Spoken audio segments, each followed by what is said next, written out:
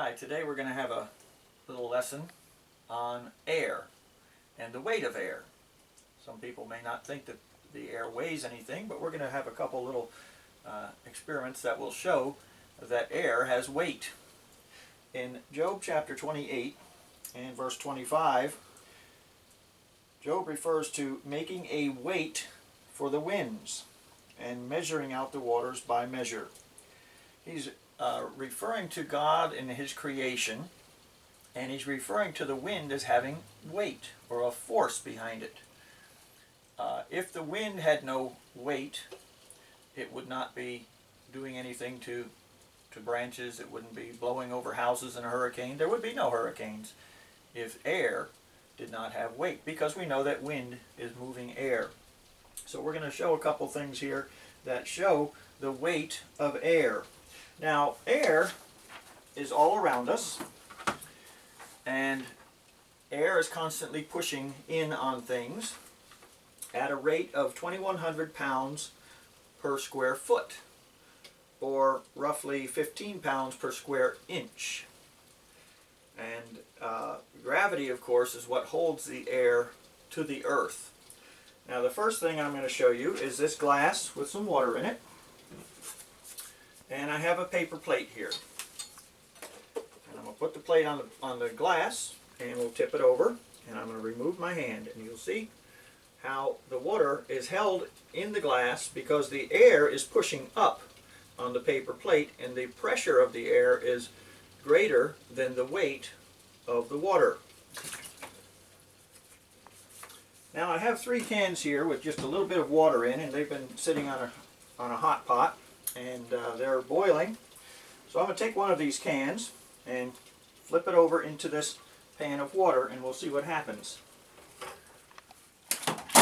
Whoa! Did you see that? All right, we're going to try again. Oop, that one fell down.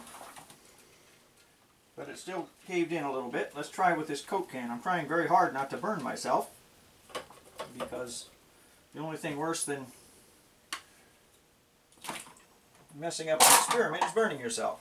You see how these cans crushed right in? That was the weight of the air pushing in on the cans. And what happened is these cans were full of steam, and as the steam was cooled, it compressed or condensed, and the air pressure outside became greater than the pressure on the inside of the can. Now, when Job wrote this was a long time back, about the time of Noah, and there were no scientists, but there was facts of nature. There were laws of nature in effect that caused Job to see that the wind, even though he could not see the wind, he saw the effects of the wind, and obviously knew that the wind had some type of a force or had some type of a weight to it. Well, we know, again, as I said before, wind is just moving air. So Job, in his wisdom, realized that a God who was much greater wisdom, of course, created air to have weight. Now, our bodies don't cave in like a can when air is pressing on us, because we have what's called an open system. We're breathing air in and out at all times, so it's allowing the pressure to be modulated. So we don't cave in. Now, if we were to go underwater where the water pressure was very deep, that's a different story. People have had problems trying to dive too deep in the water.